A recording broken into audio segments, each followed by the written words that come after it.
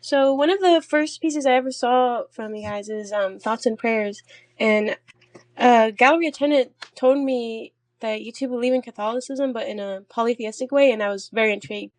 Well, it's not so much that we are Catholic. We were raised Catholic in Guadalajara, in Mexico, and we sort of got out of it when we moved to the States.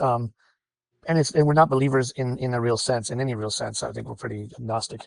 But we believe. I mean, we also understand that faith is important, and we don't, deny the power of faith and people believing something is powerful.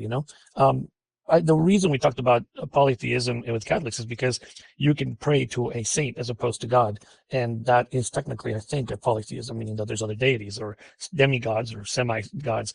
Because if there's only one person to pray would be God or one entity. The moment you're praying to the Virgin, you're praying to, the Santo Tomas or whatever. It is kind of polytheistic, and I find that actually a lot more alluring if I was to believe in a religion than a very monotheistic one single, Mhm. So I think it's from that. I think we enjoy that, the fact that there's many semi deities, if that makes sense. Mm. It's to us, Sasquatch is a funny word because some people, especially there in Texas, see it as a Mhm. negative description, meaning kind of like shoddy or crappy. And I know there's a couple artists that really objected to it when the show came out at the McNay, Mm. interestingly. And that's valid because to them, that's how they saw it culturally. You know what I mean? That's the way they grew up understanding that word. And I don't think there's anything wrong with that. It's just a different way of it's just a semantics. It's about the words, the meaning of words, right?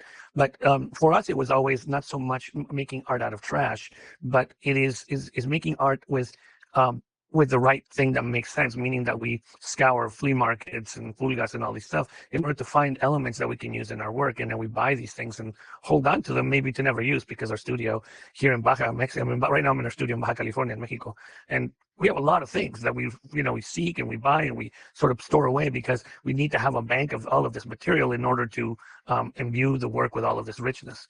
And another thing is that I would say about that is that a better way to talk about these objects that are often from thrift shops and the like is that they are representative of what they call material culture, which is a third term anthropologists use to talk about the objects that represent the society, meaning that when they do a archaeological dig, the pots and the Mm. fragments of things and tools, all of those things are representing the people, and we're trying to piece their lives together through anthropological studies. And I think that in our world, our cell phones are going to be right next to us when we're buried by, say, in the, say 1,000 years later or more. What represents us, and that's material culture. So material culture is what we're consuming on a daily basis, and it does represent us, like it or not. There's dollar store items and junk, a lot of plastic. Mhm. Like, what is your take on Sasquatch and like hoarding and stuff like that? It's a very good question. I think it's a valid question because at some point we are hoarding certain things that we will hopefully need, may or may not. And at the end of the day, when we're gone, there's going to be stuff that we never used, and that stuff will probably end up in a landfill. But what I would say about that is that in terms of art, you know, in the end, you make things for your personal expression, freedom, and really for yourself in many ways. And your job as an artist is to wonder how people are going to interpret it, and think really hard on how it can be interpreted so that you're not surprised by some of the readings that people are going to give you. It's not your job to think of every possible reading, because obviously you can't, but it is your job to try, because like that you're considering the way that your work is going to be viewed, and you need to have that as an artist. But in the end of the day, and this is not necessarily the most it's kind of depressing in a way, but it's true, and it's just need to know this. But at the end of the day, your work is either in a collection or it's going to probably end up in the bin. And Mm. the reason is because at the end, maybe your kids will love your artwork if you have kids, or maybe even their grandchildren will love your artwork. But at some point, they're going to say, I don't know, la abuela, whatever, and it's going to just be like they may or may not keep it.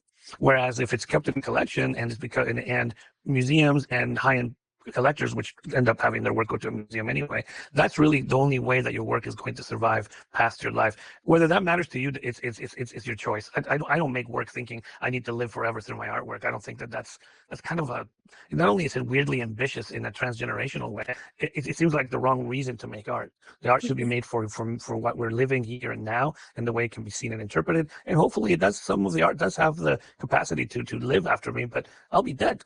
I'm not Mm. worried about that. I don't worry about living through my art. It's not. You're not. You're dead.